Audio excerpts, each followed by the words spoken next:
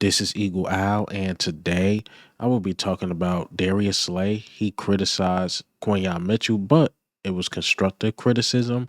Also, Nakobe Dean, he's still hurt.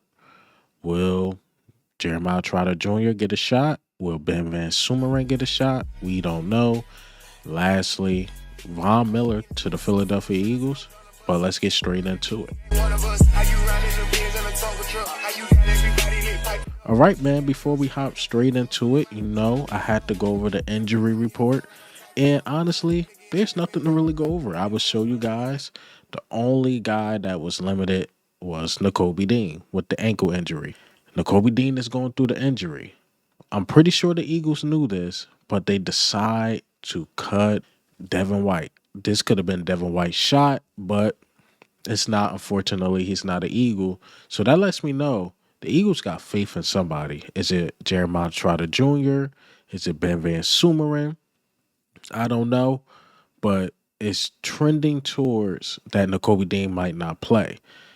I mean, this is the stuff we was worried about. He comes off a bad game. The last thing we want to do is see him injured and see him not playing. It's like, oh man, here we go.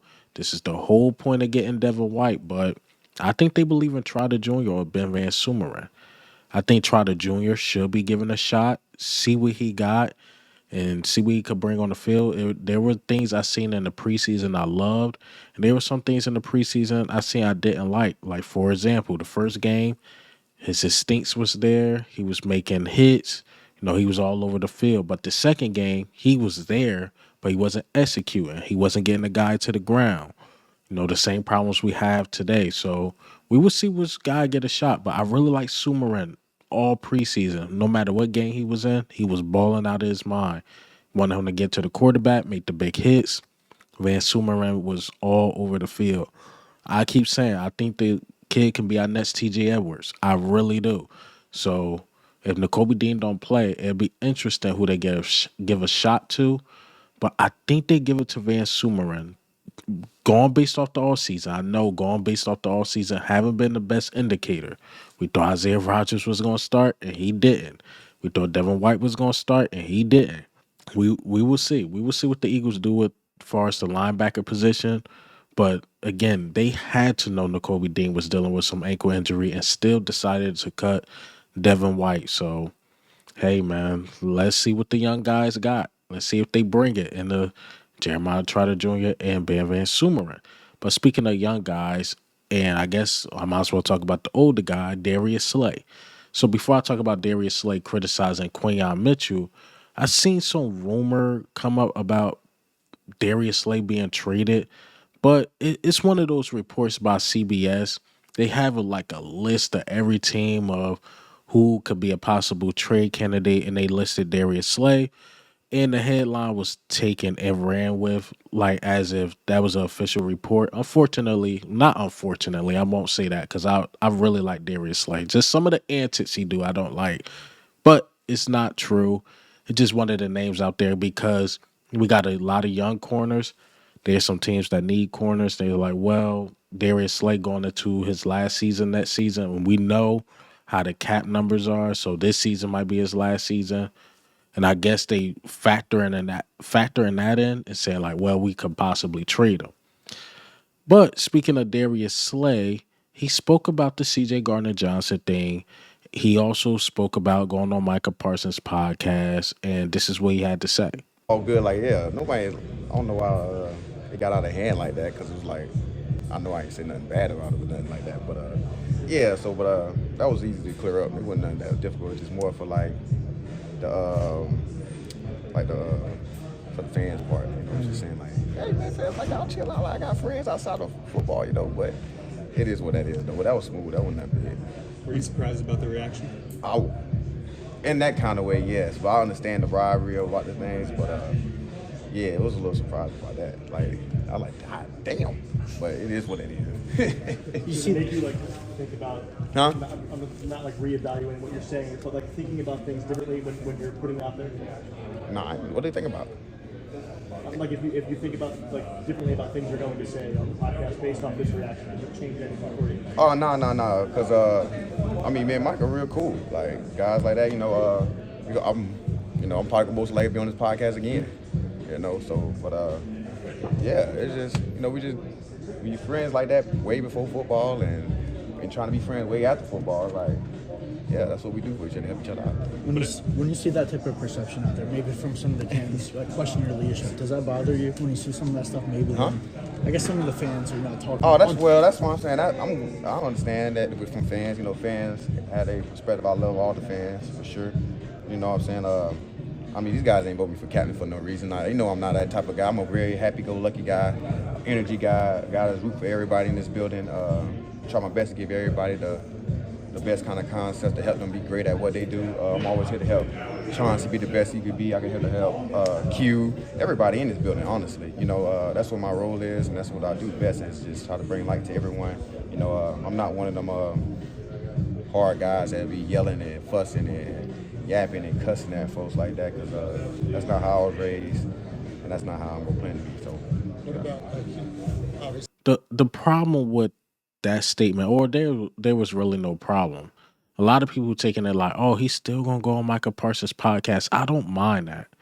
What I was really mad about is that he went on there after a loss, and he was laughing with Michael Parsons about CJ Gardner Johnson struggling.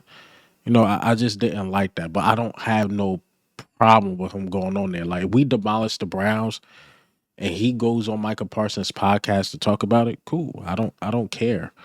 But if we, squeak past the Browns and Micah Parsons is laughing at one of our other players like, yo, that guy was struggling or this guy was struggling, and I see Slay laughing with Micah Parsons, then yeah, we will feel some type of way. But just going on the podcast don't hurt at all. But Darius Slay also during this press conference showed why he's a leader of this team. But let me play this clip. but I think he just can't see the ball right now.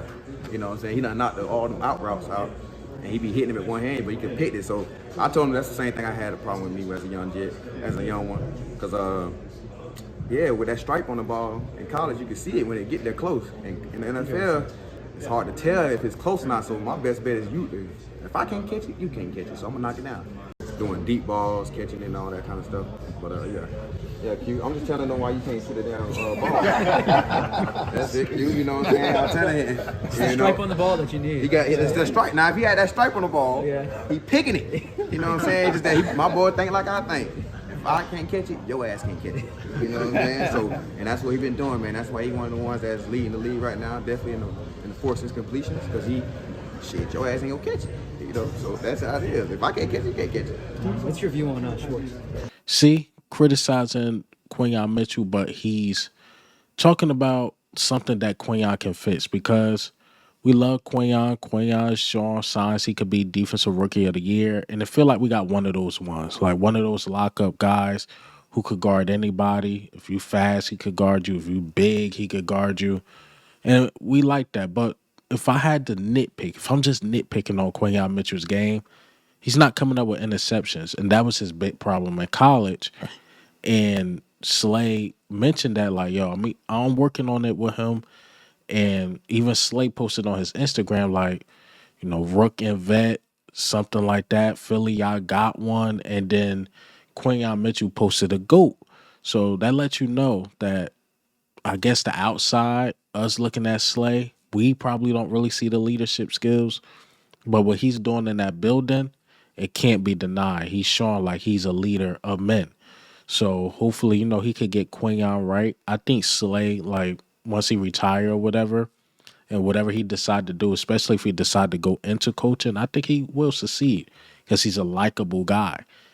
Now, like, as a head coach, I don't know, but as a position coach, he's really likable and he could teach you a lot of things. And Slay, say what you want, he been playing at a high level in Philadelphia and Detroit.